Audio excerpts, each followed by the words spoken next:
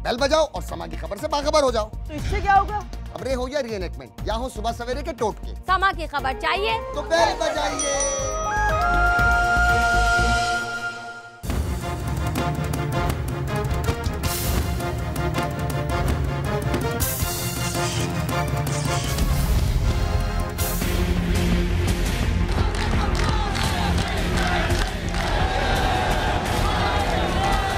रियासती मशीनरी का बेदरेग इस्तेमाल पीपल्स पार्टी कर रही है।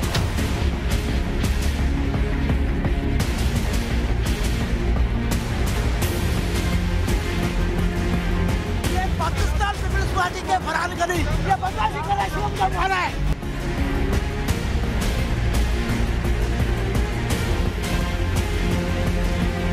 हमारी खामोशी को कमजोरी ना समझे और इंशाल्लाह ये इलेक्शन पीटीआई आज जीतेगी।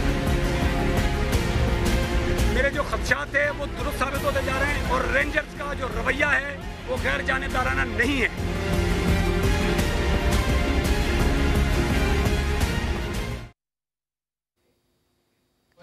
14 के ज़िमनी इंतखाब के हवाले से हमारी खुसूसी नशियात में आपको खुशामदीद।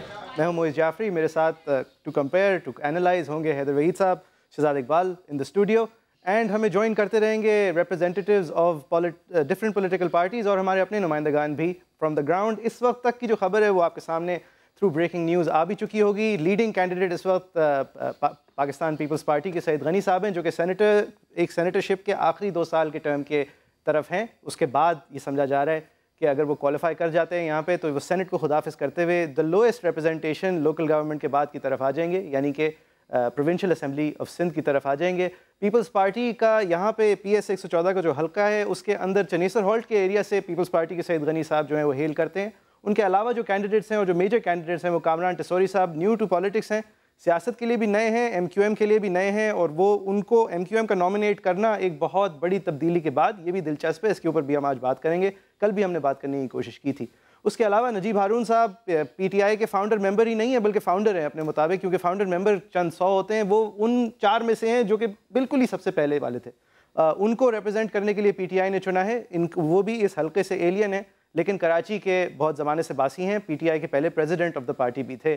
PML नून जो कि हैरानकुन तौर पे इस वक्त 3रे नंबर पे है, ना कि 4थे नंबर पे, उनकी भी रिप्रेजेंटेशन सामने आई है, लेकिन इरफानुल्लाह मरवत का उनको छोड़ देने के बाद उनकी कंपटीशन को संजीदगी से नहीं लिया जा रहा था, बल्कि इरफानुल्लाह मरवत और दीगर सपोर्ट से PTI को एक लीडिंग और सीरियस कैंडिडेट समझा जा रहा था। हैदर वहीद साहब एंड शहजाद इकबाल साहब, आई थिंक ये नंबर्स अनएक्सपेक्टेड से हैं कुछ लोगों के लिए, या फिर ये आपके ख्याल में इनकी कंस्टिट्यूंसी सईद गनी साहब की अभी पहले गिनी जा रही है, उनके इलाके हैं? How do you guys see it?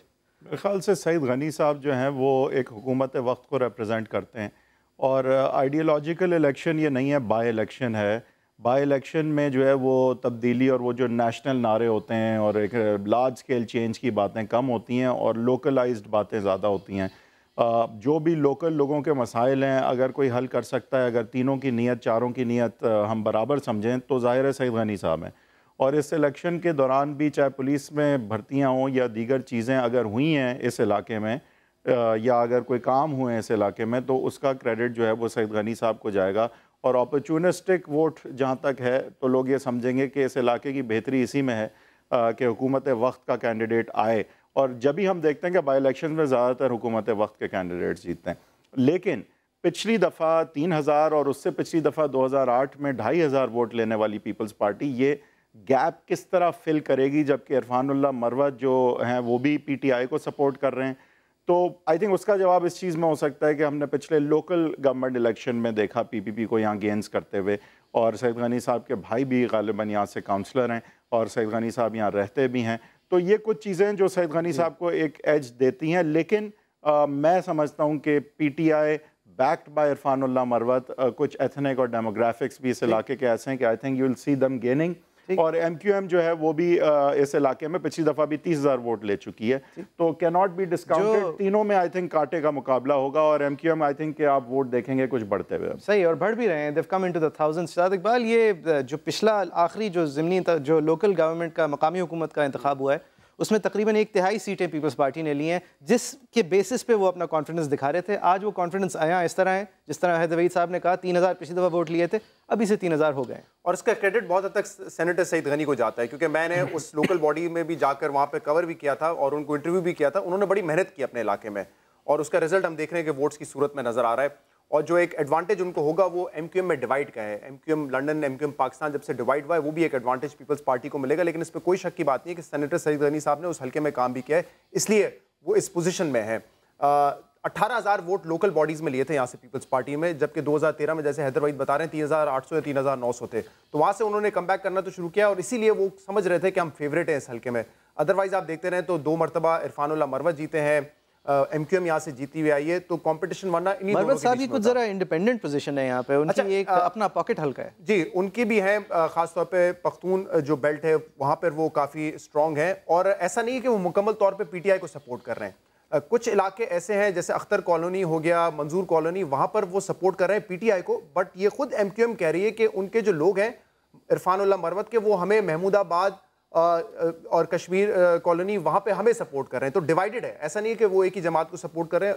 Irfanullah Marwat ने डिवाइड किया। यहाँ पे एक मेरे ख्याल से ये मुख्तसर कमेंट ही होगी, लेकिन ये बड़ा ज़रूरी है कि जब ये एक बहुत अच्छा एग्जाम्पल है कि जब एक मुल्क, एक मेजर शहर जो कि बहुत स्पीड से, रफ्तार से बढ़ रहा हो, उसके अंदर मरदमशुमारी ना करे 20 साल तक, तो इस तरह होता है कि पॉकेट्स कम्प्लीटली इनकॉग्निसेंट पॉकेट्स बनती हैं। कुछ लोग जिनके इंटरेस्ट बिल्कुल अलग हैं, जिनकी पॉलिटिकल रेफरेंसेस बिल्कुल अलग हैं, जिनकी सिचुएशंस बिल्कुल अलग हैं, और लोग भी बहुत ज़्यादा बढ़ जाते हैं। तो ये एक एग्जांपल है कि सईद गनी साहब जिस एरिया से वोट ले रहे हैं और जिस एरिया को अपील कर रहे हैं, उसकी डेमोग्राफिक्स और उसी PS के अंदर जो इरफानुल्लाह मरवत साहब की डेमोग्राफिक्स है, उनमें ज़मीन और आसमान का फ़र्क है। देखिए, ये शहजाद ने बात जो की वो बिल्कुल सही है कि इसको भी आप डिस्काउंट ना करें। डेमोग्राफिक्स की आपने बात की कि MQM को एक एथनिक वोट पड़ता था जो कि अल्ताफ़ हुसैन साहब जिसको सिंबलाइज और यूनाइट करते थे, और अब अल्ताफ़ हुसैन साहब जो हैं वो बॉयकॉट का कॉल कर रहे हैं। कुछ लोग कह रहे हैं उन्होंने सईद गनी साहब को इंडोर्स किया है। तो जो कुछ भी है, फारूक सत्तार साहब जिन्होंने यहाँ कैंपेन किया है और पाकिस्तान MQM के ख़िलाफ़ उन्होंने बहुत क्लियर स्टांस लिया है, फेसबुक पे और सोशल मीडिया पे वो एक्टिव रहें। इसका एक टर्न आउट पे इफ़ेक्ट पड़ सकता है, क्योंकि जो महाजिर वोट है, जो MQM का रवायती वोटर है, वो अगर मोटिवेटेड नहीं है, अगर वो समझता है कि अल्ताफ़ भाई के मर्ज़ी के ख़िलाफ़ मैं कैसे जाऊं, कि अगर इस तरह की सेंटिमेंट ज़्यादा प्रिवेल करेगी, तो ये देखना पड़ेगा कि MQM का वोटर आज कितना निकला है। ये भी एक बहुत बड़ा फैक्टर है। महाजिर वोट जो है यहाँ पर वो 30-35% का है, बाकी जो है वो दूसरी एथनिसिटीज हैं। आई थिंक क्रिश्चियंस का वोट 20-21 हज़ार वोट उनका है यहाँ पे। तो मुख्तलिफ एथनिसिटीज हैं जो कि ये बनाती है, और इसलिए जैसे शहजाद आपने वहाँ देखा क्रिश्चियन वोट किस तरफ जा रहा है। माजी में तो ये देखा है कि वो MQM की तरफ झुका होता है उनका हमेशा। और जैसे आप कहते हैं ना कि कराची एक मिनी पाकिस्तान है, क्योंकि सारे ज़बान बोलने वाले कराची में रहते हैं, इसी तरह इस हल्के को आप कह सकते हैं मिनी कराची है, क्योंकि यहाँ पे भी सारे ज़बान बोलने वाले रहते हैं। अगर ये इलेक्शन कहीं अजीज़ाबाद में हो रहा होता तो आपको पता होता कि वहाँ पे मुहाजिर कम्युनिटी की जो है मेजॉरिटी है और MQM बासानी इलेक्शन जीत जाती। लेकिन अब ये क्योंकि यहाँ पे मुख्तलिफ एथनिसिटी शामिल हैं, इसीलिए ये इलेक्शन ज़्यादा इंटरेस्टिंग हो जाएगा। और इस इलेक्शन को जो सारी सियासी पार्टीज़ हैं, क्योंकि आपने देखा बिलावल आए कैंपेन की, फारूक सत्तार कैंपेन कर रहे हैं, 2 हफ्ते पहले इमरान खान यहाँ पर आए थे, तो ये एक लिटमस टेस्ट है, ये लिटमस टेस्ट की जो आम इंतखाबात से पहले पेशखेमा है ये 2018 के कराची के, और इसके जो पहले कम से कम रिजल्ट्स ऑन द ग्राउंड नजर आ रहे हैं, उसके हवाले से हम मालूम करते हैं। हमारे नुमाइंदा हैं महमूदाबाद से, हमें ज्वाइन कर रहे हैं from the ground, has been covering this area all day. Khurshid Alam sahab हैं, thank you very much for joining us. क्या सिचुएशन है सर, पूरा दिन किस तरह गुजरा है, किस तरह के आपको फीलर्स नजर आए हैं, लोगों की वोटिंग पैटर्न्स किस तरह आपको लगे हैं?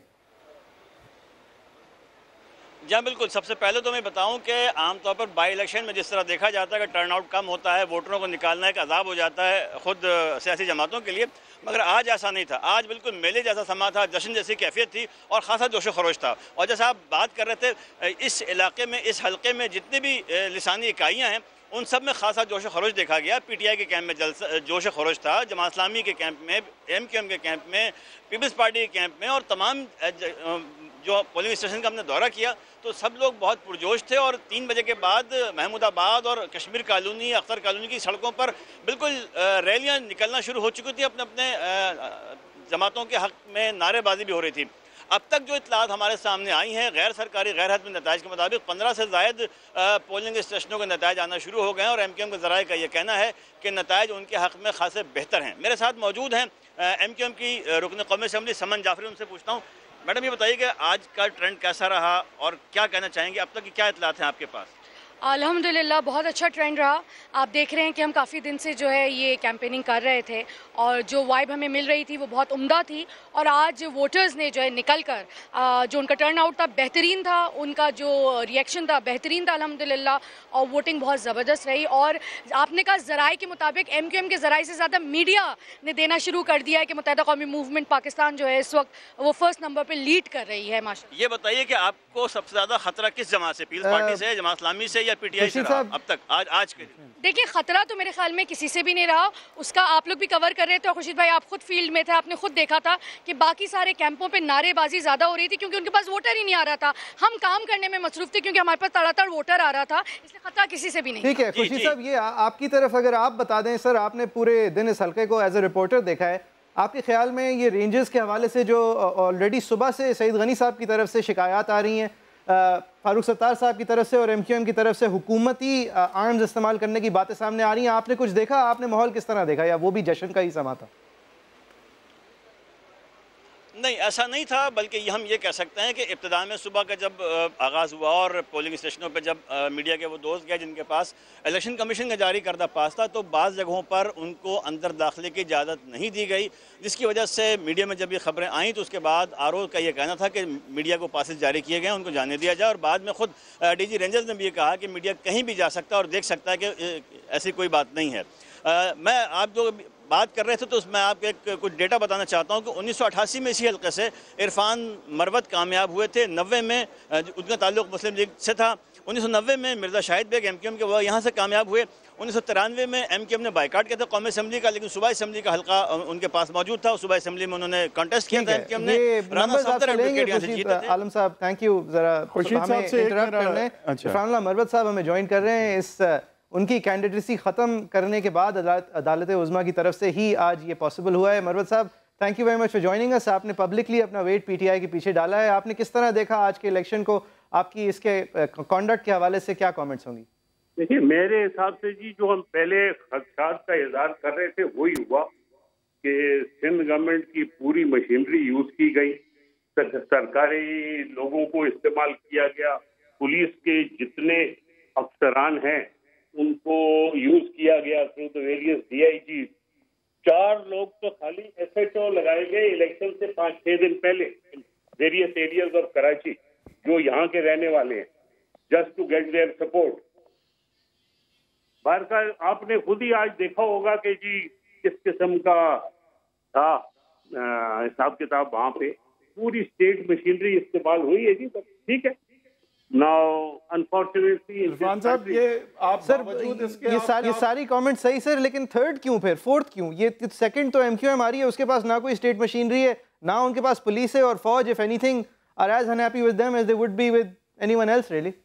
नहीं तो अच्छी बात है नहीं जी, अगर वो आ रहे हैं सेकंड तो फिर उनका वोट बैंक है, कोई प्रॉब्लम नहीं। लेकिन आप मरवत साहब माजरत कता कलामी की, आप मेरे ख्याल में इशारा ये कर रहे थे कि पीपल्स पार्टी ने स्टेट मशीनरी इस्तेमाल की, तो अगर स्टेट मशीनरी इस्तेमाल करने के बावजूद PTI के नंबर 2M क्यों नहीं रहा सर? आपके ख्याल में MQM was more popular? Definitely. Irfan साहब ये अब अभी के जो अर्ली नताइज हैं जिसमें 4161 वोट दिखाए जा रहे हैं PPP के, आपके ख्याल से ये ट्रेंड बदलेगा? क्योंकि अभी तो खासी लीड है पीपल्स पार्टी की। देखिए और ये कौन से हल्के हैं? This is a very polarised इलाका। कुछ इलाकों में से बिल्कुल एंटी MQM वोट है, कि जो इलाकों में बिल्कुल प्रो MQM वोट है। तो जब तक दोनों इलाकों के वोट काउंट नहीं होंगे जी, it is very difficult to tell. Sir ये कौन से इलाके हैं जो पहले 12-15 पोलिंग बूथ के आए हैं अभी, ये किसके इलाके हैं? एंटी MQM इलाके। अच्छा, ये ज्यादा काउंट करेगा इस दफा एंटी और प्रो MQM मरवत साहब, या फिर पोस्ट अल्ताफ हुसैन अब ये एंटी या प्रो PPP इलाकों की तरफ ज्यादा एक्यूरेटली काउंट किया जाएगा? एक आध और इलेक्शन गुजरेगी तो ये चीज खत्म होगी जी। ये कोई बिजली का स्विच तो नहीं है कि आपने ऑन कर दिया या ऑफ कर दिया। लोगों के कई साल की तकलीफात उठाई हुई है। People don't forget those things. बिल्कुल ठीक है मरवत साहब, I am trying to know कि MQM का वोट एक ही ब्लॉक है आज भी, या आपके ख्याल में बढ़ चुका है? नहीं, मेरे हिसाब से MQM का वोट इंटैक्ट है। सर, ये अल्ताफ हुसैन साहब जो है उनका कोई इम्पैक्ट हुआ है इस इलेक्शन में उनके बॉयकॉट की कॉल का? मुझे कुछ नजर नहीं आया जी। देखिए, एक जनरली जब बाई इलेक्शन होती है उसमें टर्नआउट कम होता है। अब इस इलेक्शन में क्योंकि टाइम बड़ा कम रहता है फॉर दिस असेंबली, तो आज आपने देखा होगा कि टर्नआउट बहुत ही कम है। ठीक है, नंबर्स एंड परसेंटेजेस लेटर। साहब ये बताइएगा कि आपने मुकम्मल तौर पे पीटीआई को सपोर्ट किया या कुछ इलाकों में आपने एमक्यूएम को भी सपोर्ट किया है? एमक्यूएम के एक रहनुमा ने मेरे शो में कहा था कि इरफानुल्लाह मरवत कुछ इलाकों में हमें भी सपोर्ट कर रहे हैं। देखिए, बात यह है, कुछ वो लोग हमारे चले जाते हैं, किसी का मूड होता है एमक्यूएम को सपोर्ट करने का, तो यू कांट स्टॉप देम। तो अच्छा, जब मैं तो कितने आपने, क्योंकि एक ऑफिशियल कॉल दी थी पीटीआई को सपोर्ट करने की, तो आपके सपोर्टर्स कितनी बड़ी तादाद में निकले हैं? I really have no idea as yet जी, पर मैं समझता हूँ कि 20%, 25% से ज्यादा टर्नआउट नहीं आया। सही, ठीक है, thank you very much Marwat साहब, बहुत बहुत शुक्रिया आपका। ये सपोर्ट का इम्पैक्ट हमेशा वैसा नहीं आता। जब आप कह भी देते हैं कि कैंडिडेट को सपोर्ट करें तो जरूरी नहीं है कि वो टर्नआउट उसी तरह हो जितना उनको directly vote. Specially when you are not a cult figure. ये नहीं है कि कोई अल्ताफ हुसैन या इमरान खान ने कहा है पीटीआई और एमक्यूएम के ना ऐसे किसी कैंडिडेट को नॉमिनेट किया है जो उनका जाना पहचाना हो, देखा हुआ हो। आई थिंक सबसे इंपॉर्टेंट बात जो इरफानुल्लाह मरवत साहब ने की, एक तो उन्होंने कहा कि ये स्टेट मशीनरी यूज हुई है और अभी के जो नताइज हैं उन पर ज़्यादा ना जाया जाए क्योंकि ये एंटी एमक्यूएम इलाके के हैं। तो I think for me these figures are not that telling right now, other than the fact कि पीपल्स पार्टी का उरूज हमने सॉर्ट ऑफ देख लिया है कि कितने डिस्टेंस से वो अपने इलाकों में हरा रहे हैं। बहुत सिग्निफिकेंट बात ये है, एमक्यूएम सेकंड है। पूरा तो दिन बहुत इल्जामात लगते रहे पीपल्स पार्टी पे तमाम पार्टीज की तरफ से कि उन्होंने स्टेट मशीनरी का इस्तेमाल किया, और पीपल्स पार्टी यानी कि सईद गनी साहब इल्जाम लगा रहे थे रेंजर्स पे कि वो गैर जानिबदार हैं। उन्होंने जानिबदारी का सबूत दिया। लेकिन मेरे ख्याल से पुलिस खत्म होने के बाद भी उन्होंने कहा कि मैं अंदर बैठा हुआ था, कमांडर ने मुझे बाहर निकाल दिया। ठीक है, हमारी जमहूरियत और हमारी मीडिया, किसको लाया, हमारी मीडिया की जो पोजीशंस हैं कि एक डीजी रेंजर्स को बाय पॉपुलर कंसेंट बुलाया गया हो for academic for the righteousness of the elections, उसके बाद उनसे इजाज़त लेके रिपोर्टर्स अंदर गए हों, यानी एक बहुत सिविलियन प्रोसेस था। आज कुछ इस तरह नहीं है। नबील गबोल साहब ने हमें ज्वाइन किया है, पीपल्स पार्टी के रिप्रेजेंटेटिव हैं। गबोल साहब, थैंक यू वेरी मच आपके वक्त का। आज के अभी तक के नताइज को किस तरह देख रहे हैं सर? आप समझते हैं कि आज टर्नआउट बेहतर थी, कम थी? इरफानुल्लाह मरवत साहब का वेट कम रहा इस कंस्टिट्यूंसी में, how are you seeing it? Irfanullah Marwat जो है वो घर से ही नहीं निकले और वो उन्होंने बाजार तो कहा है कि मैं पीटीआई को सपोर्ट करूंगा, लेकिन मुझे नहीं पता है कि उन्होंने एमक्यूएम को क्यों सपोर्ट कर लिया। और जहाँ जहाँ मैं गया वहाँ पर एमक्यूएम, उनके जो लोग थे वो एमक्यूएम के सपोर्ट में ज़्यादा थे बनिस्बत पीटीआई के। लेकिन मैं ये साथ साथ बता दूं कि मैं आज, चूँकि मैं चीफ पोलिंग एजेंट था और आज सारा दिन मैं वहाँ पर हल्के में था, और मैंने देखा है कि जो ये हम पे इल्ज़ाम मरवत साहब लगा रहे हैं स्टेट मशीनरी का, तो कोई एसपी या एसएसपी पोलिंग स्टेशन के अंदर मौजूद नहीं था। पुलिस के कांस्टेबल्स थे और रेंजर्स के जो है जवान थे। मुझे सिर्फ हैरत इस बात पे हुई है क्योंकि मैं 6 इलेक्शन खुद लड़ चुका हूँ। 6 इलेक्शन में मुझे कभी ये याद नहीं है कि कैंडिडेट को पोलिंग के बाद बाहर निकाल दिया जाए। मैं और कैंडिडेट सईद गनी बैठे हुए थे, तो ठीक 5 बजे हमें कहा गया कि जी आप लोग बाहर चलें। तो हमने कहा जी कि हम तो कैंडिडेट है, कैंडिडेट को तो कोई बाहर नहीं निकाल सकता है। उसी वक्त हमने इलेक्शन कमिश्नर से रब्ता किया, उन्होंने भी कहा कि बिल्कुल ये तो लॉ के अंदर है कि कैंडिडेट जो है जब तक गिनती मुकम्मल नहीं होती है वो अंदर बैठ सकता है। लेकिन इस तो नबील गबोल साहब, आप भी यही कह रहे हैं जो सईद गनी साहब ने कहा है कि रेंजर्स ने जानिबदारी का सबूत दिया है आज? देखिए, मुझे ये मैं जिस पोलिंग स्टेशन में गया मुझे तो कोई इशू नहीं हुआ। मैंने तकरीबन सारे पोलिंग स्टेशन में गया, मुझे नहीं रोका गया। लेकिन जो चनेसर गोट का पोलिंग स्टेशन है जहां पर 95% पीपल्स पार्टी का वोट है और वहां पर पीपल्स पार्टी को हमेशा जो है वहां से काफी बड़ी लीड मिलती है, वहां पर अभी तक उसके रिजल्ट नहीं आए हैं। अभी हमारी जिस वक्त लीड है 3000 की लीड है। लेकिन रेंजर्स पे क्या मौकिफ है? क्योंकि ये बड़ा स्टेटमेंट दिया है सईद गनी साहब ने, अब देखते हैं कि कानूनी तौर पे वो उसको आगे लेके जाते हैं या नहीं। रेंजर्स जानिबदार थी या गैर जानिबदार थी? डायरेक्ट सवाल है आपसे इस पे। मेरा डायरेक्ट जवाब ये है कि रेंजर्स को ये हक नहीं था कि कैंडिडेट को 5 बजे बाहर निकाल दे। और एक इंसिडेंट था, बट गैर जानिबदार थे या जानिबदार थे? नहीं, मुझे तो कहीं पर ऐसा इशू नजर नहीं आया जिस पोलिंग स्टेशन में मैं गया हूँ। मजमूई तौर पे आप कह रहे हैं गैर जानिबदार थे, लेकिन जो ये आखिरी में 5 बजे का वाकया है, ये मैं साथ बैठा था, इसलिए मैं कह रहा हूँ कि मुझे भी और सईद गनी को भी कहा गया कि आप पोलिंग स्टेशन से बाहर जाएं।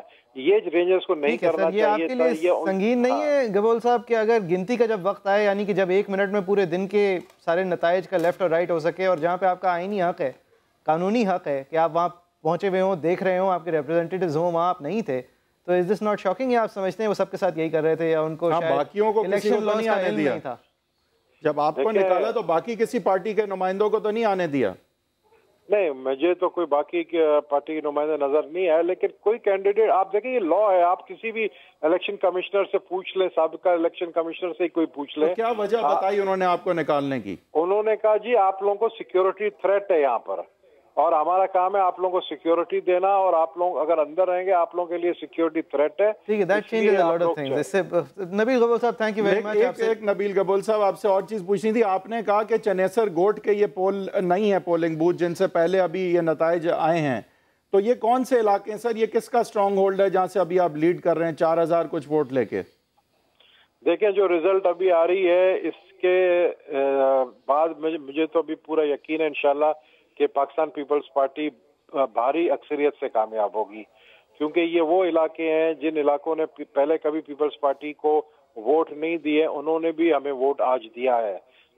5000 से जो है ज्यादा वोट हमें अभी तक जो है मिले हैं, और दूसरे नंबर पे जो एमक्यूएम है उसके वोट अभी तक जो है वो कोई 1500 है। तो ये मैं समझता हूँ बहुत बड़ी लीड है, और अभी तक हमारे स्ट्रॉन्ग होल्ड जो है उनके अभी तक तो आए ही नहीं है रिजल्ट। ठीक है, thank you very much Nabeel Gabol साहब, आपसे राब्ते में रहेंगे इस ट्रांसमिशन के दौरान। हमने किया है, रजा हारून साहब ने ज्वाइन किया है, पीएसपी को रिप्रेजेंट करते हैं, और हमें फैसल वावडा साहब ने ज्वाइन किया है पीटीआई का मौक़िफ़ देने के लिए। रजा साहब, आपकी इजाज़त हो तो पहले फैसल साहब के साथ शुरू करते हैं, because is candidate is in the running. Faisal Vawda साहब, ये नंबर्स आपके इरफानुल्लाह मरवत साहब की सपोर्ट, दीगर जमातों की सपोर्ट, फाउंडर मेंबर, ये नंबर्स अभी शुरुआत के हैं, बदलेंगे, या आप समझते हैं कि कैंडिडेसी में कोई प्रॉब्लम या इलेक्शन में कोई आपको मसाइल नजर आए हों?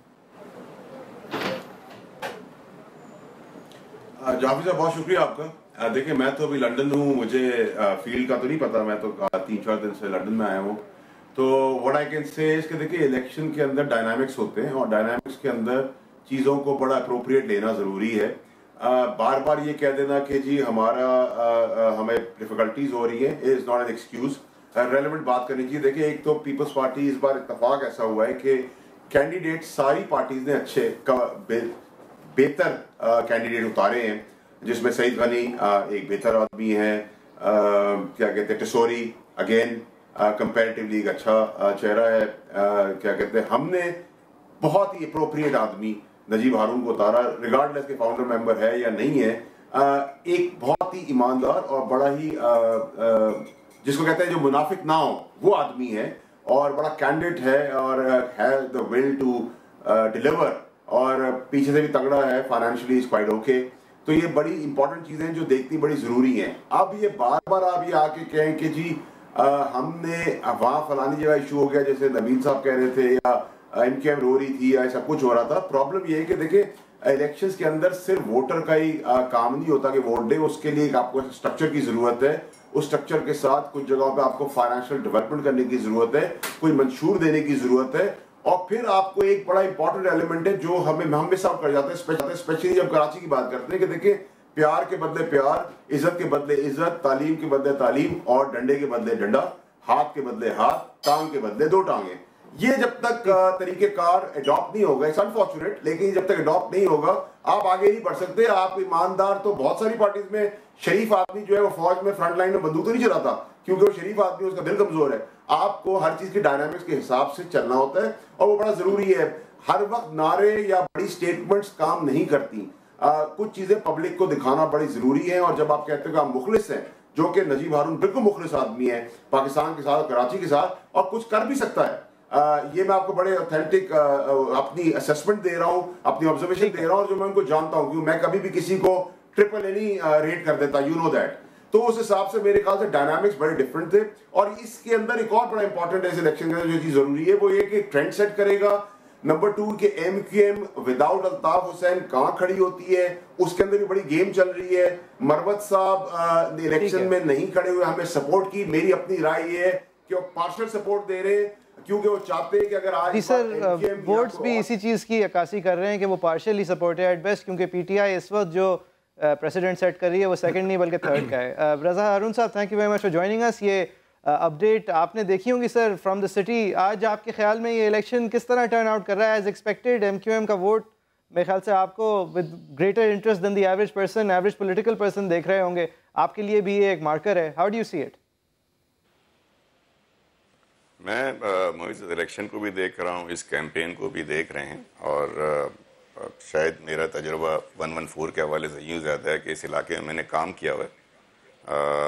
ये बुनियादी तौर पे किसी एक सियासी जमात का हल्का नहीं है। ये मुख्तलिफ़ बरादरियों, ज़बानें बोलने वाले मुख्तलिफ़ लोगों का बड़ा एक मिक्स है। और ये सही आप लोग वहाँ कह रहे हैं कि ये बड़ा पाकिस्तान के हर सूबे की, हर कल्चर की नुमाइंदगी, यहाँ पे रिलीजन की इवन नुमाइंदगी होती है इस हल्के के अंदर। ये तो हो गई पहली बात। अब मुझे एक और फिक्र है कि आज सारा दिन जो मैं टीवी पे देखता रहा हूँ, ये तीन जो टॉप के कैंडिडेट्स हैं, पीपल्स पार्टी, ये MQM और PTI, ये तीनों आज धांधली का इल्ज़ाम लगा चुके हैं और बड़ी शद्दोमत के साथ लगा चुके हैं। तो मेरे हिसाब से तो वो जीतेगा जिसने धांधली अच्छी की होगी आज।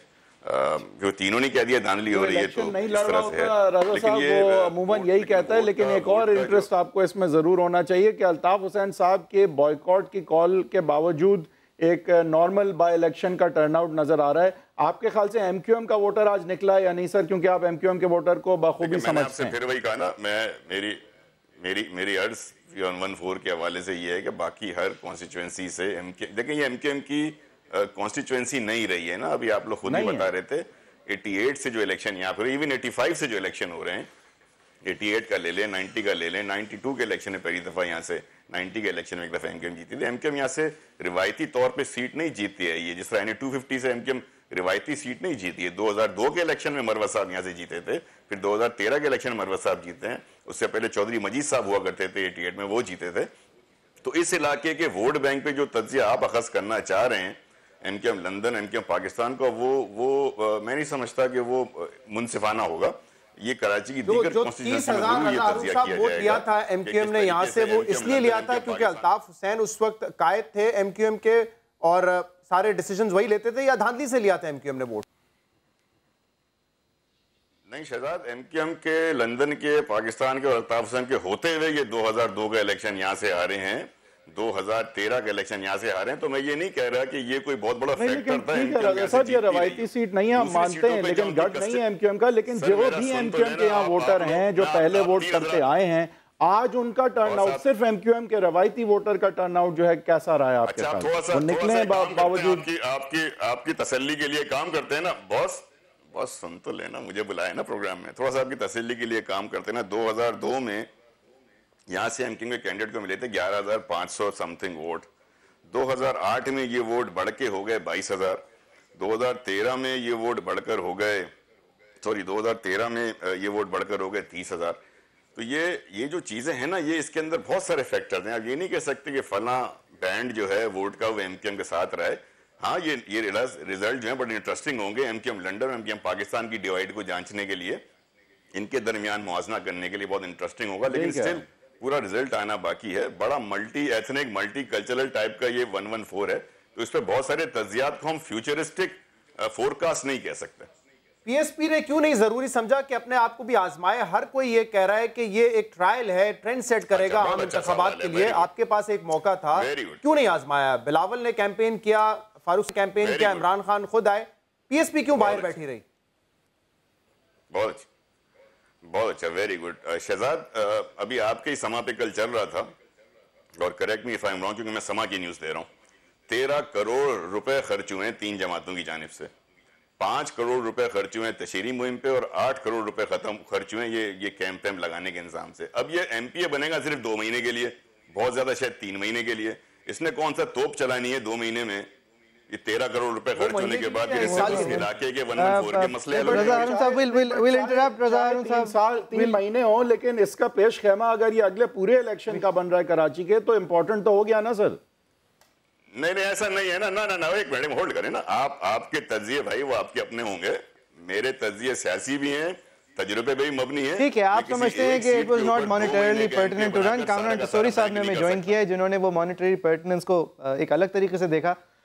टेसोरी साहब, थैंक यू वेरी मच। किस तरह देखा आपने आज का पोलिंग डे सर? किस तरह आपके खदशात अगर कोई, are you celebrating the numbers you are seeing?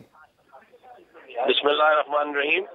आज पूरे दिन जो हमने तमाम हल्कों में तमाम पोलिंग स्टेशन का विजिट किया तो मैंने ये देखा कि वहाँ पीपल्स पार्टी के जो सईद गनी साहब हैं, उनके छोटे भाई फरहान गनी ने एक उधम मचा के रखा हुआ था। कभी वो चिनेसर गोट से पकड़े जाते थे, कभी वो केएमसी गोट से पकड़े जाते थे। मतलब पूरा दिन उन्होंने पीटीआई की और हमारी दौड़ लगवाई। वो इस वक्त 007 बने हुए थे, कभी किसी पोलिंग स्टेशन पर बरामद हो रहे थे, कभी किसी पोलिंग स्टेशन से बरामद हो रहे थे। और फिर हमें मुझे और पीटीआई के कैंडिडेट को जाना पड़ता था और फिर हम वहाँ जाके वो जो ठप्पे मार रहे थे उनको रुकवा रहे थे। तो हम पूरी कोशिश की कि जो ठप्पे उन्होंने आज मारे हैं उनको कम से कम पे रखा, रोका, जो हम कर सकते थे हमने किया।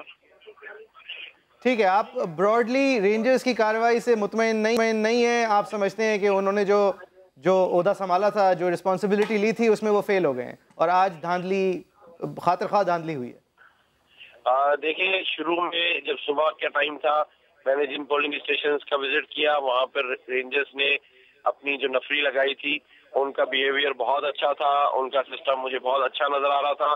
मैंने 2-3 आपके मीडिया चैनल्स पे उनकी तारीफ भी की, लेकिन ये 4:30 पौने 5 के दरमियान जब अचानक हमें फोन आया और मेरे दोस्त की बात इमरान इस्माइल साहब से भी, उन्होंने भी कहा कि हम चिनेसर गोट की तरफ दौड़ लगा रहे हैं और वहाँ पर सईद गनी और उनके भाई ब्रेक लेनी है। पूछ लीजिए नहीं कि कामरान साहब अभी क्या नताइज आपके हक में आ रहे हैं, पीपल्स पार्टी के हक में, आपके पास क्या और हल्के कहाँ से ये पोलिंग बूथ कहाँ से? तो पोलिंग स्टेशन के आए हैं 25-26 के, तो अभी तो ठीक है, ये ब्रेक लेंगे, ब्रेक के बाद इस कॉन्वर्सेशन को आगे बढ़ाएंगे। टेसोरी साहब, आप हमारे साथ ही रहिएगा, we are looking forward to more questions. Viewers keep watching. Break के बाद वापस इस खुशूसी नशियात को जारी रखते हैं।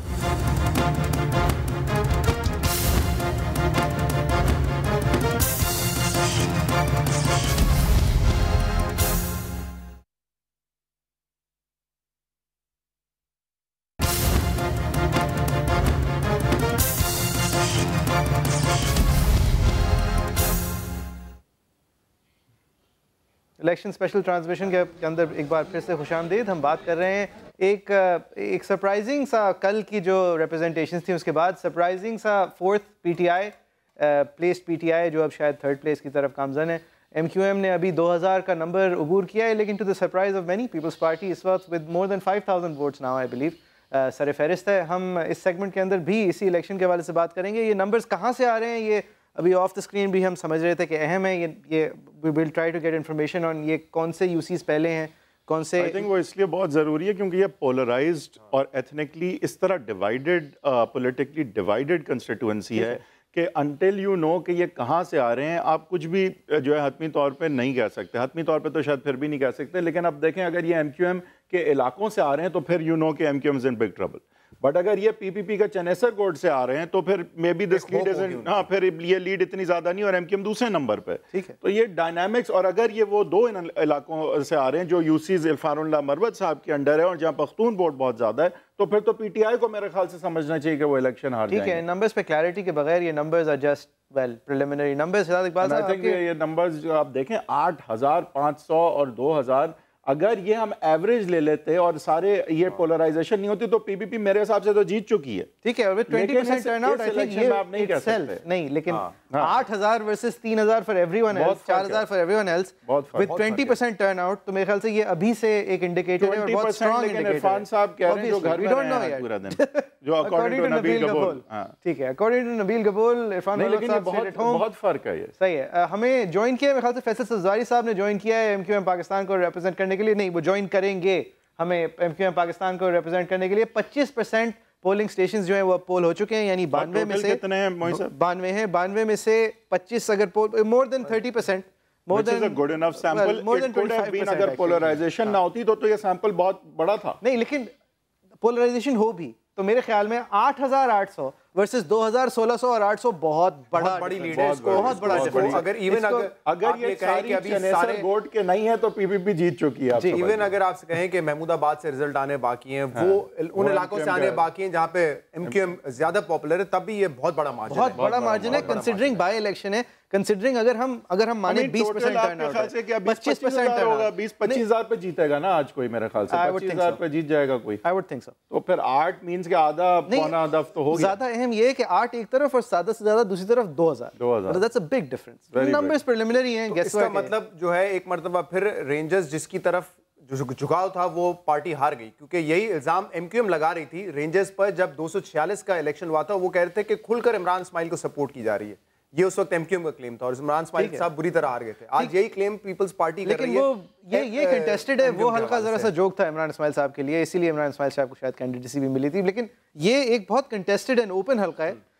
और अभी तक numbers are not suggesting a contest. No they are not. And मुझे इंटरेस्ट ये है कि जब representation of the people act के तहत ये पोलिंग एजेंट्स और जो इलेक्शन रूल्स के तहत ये हमारे असातिज़ा का दिन था टू शाइन, आप अपना सेकंड काम करने के लिए रिजाइडिंग ऑफिसर बनते थे, फिर इफ्तिखार चौधरी साहब को ख्याल आया कि ये काम बेहतर छोटी लोअर कोर्ट्स कर सकते हैं, अदलिया कर सकती है। उसके बाद से एक सिविल जो भी था, एक सिविलियन डिस्पेंसेशन का टाइम टू शाइन था। ये पोस्ट पिछले ऑर्डर्स के जब हम किसी की भी बात नहीं मानते थे और समझते थे कि हर सिविल सर्वेंट जो है वो करप्टेबल है, तो अब ये एक रेंजर्स टाइम टू शाइन हो गया है कराची में कम से कम, कि जहाँ पैरामिलिट्री फोर्सेस आती हैं और कहती हैं हम साफ़ हैं, हम आपको सफाई का फैसला देंगे, और फिर वो प्रॉब्लम्स जो उनके साथ इन प्रिलिमिनरी टर्म्स होती हैं वो इस तरह के एजेंट को निकाल दिया बाहर, अंदर आने नहीं दिया पोलिंग एजेंट को। तो ये how do you see it? इसका मुतालबा सियासी जमातें ही करती हैं। इस इलेक्शन से पहले भी हर सियासी जमातें ये कहा था और अब वही सियासी जमातें इल्जाम लगाती हैं। इसलिए एक चीज़ तो ये मैं कहना चाहूँगा, सईद गनी साहब ने जो इल्जाम लगाया ना उसको ज़रा क्लैरिफाई करें और साबित करें और इसको लीगली केस को आगे लेके जाएं कि भाई ये हुआ था, रेंजर्स ने इस तरीके से गैर जानिबदारी का सबूत दिया है, ये उनको बताना पड़ेगा, या जानिबदारी का सबूत दिया है। दूसरा, ये जो सियासी जमातें इनकी खुद की ख्वाहिश होती है कि रेंजर्स आए, पोलिंग स्टेशन के बाहर भी हों अंदर भी हों। एक तो आप देखें कराची के जितने भी कॉन्स्टिट्यूंसीज हैं ये सबसे ज़्यादा हसास हैं उनमें से, इसीलिए सिक्योरिटी वहाँ पे होना ज़रूरी थी। नहीं, सिक्योरिटी ज़रूरी थी, but the DG rangers instructing कि अब जा सकता है सहाफ़ी अंदर और अब जा सकता है कैंडिडेट बाहर, ये एक डेमोक्रेटिक डेफिसिट की शाखसानी, ये एक इट्स एन एग्जाम्पल कि हम लोग जिस तरफ जा रहे हैं अपनी जमहूरी प्रोसेस के अंदर ही अगर जमहूरियत नहीं है, अगर सिविलियन ऑर्डर नहीं है, तो इसके लिए आपके दूसरे इदारे कमजोर हैं, उनको कभी आपने मजबूत नहीं किया। इमरान इस्माइल साहब हमारे साथ हैं, पीटीआई को रिप्रेजेंट करेंगे। पीटीआई इमरान इस्माइल साहब इस वक्त पीएमएल नून से हारती नजर आ रही है। ये जेआईटी की बात नहीं हो रही। ठीक है, आई थिंक इमरान इस्माइल साहब के साथ हम फिर से कनेक्ट करेंगे। और यही हुआ था लोकल बॉडी इलेक्शंस में भी। लोकल बॉडी में कराची में चौथे नंबर पर थी पाकिस्तान तहरीक इंसाफ, दावे बड़े बड़े कर रहे थे मेयर हमारा होगा, लेकिन तीसरे नंबर पे भी नहीं। इवन पीएमएलएन की सीट्स उस वक्त कराची में इनसे ज्यादा थी। अगर यही रहा, लम्हा फिक्रिया है इनके लिए कि कितना लूज किया 2013 की। अगर यही रहा और आपको बाय सम अकाउंट्स सेक्टेरियन तंजीमों की सपोर्ट है, इरफानुल्लाह मरवत की सपोर्ट है, अपने बानी रुकन की सपोर्ट है, अच्छा खासा पैसा है, शेख रशीद आया है, सेक्टेरियन तंजीमों की सईद गनी साहब को भी सपोर्ट। ठीक है, ठीक है, आपको एक ब्रॉड स्पेक्ट्रम सपोर्ट है। और इमरान इस्माइल साहब आप फोर्थ हैं sir, you are fourth behind PMLN, आप कहना भूल गए। हाँ, वो हमारी ग्राफिक्स वालों को उम्मीद भी नहीं थी सर, उन्होंने वो चौथे सेगमेंट में जिनको रखा था, आप गलती से अभी थर्ड सेगमेंट में खड़े हैं, फोर्थ। जी सलाम, मैं समझता हूँ कि ये तहरीक इंसाफ के लिए एक लम्हा फिक्रिया है, बजाय इसके कि मैं ये ब्लेम करना शुरू करूँ कि कहाँ क्या हुआ, किस पोलिंग स्टेशन में क्या नहीं हुआ। I was all day long, मैं सारे रास्ते भाग रहा था और मैं देख रहा था सारी चीजें।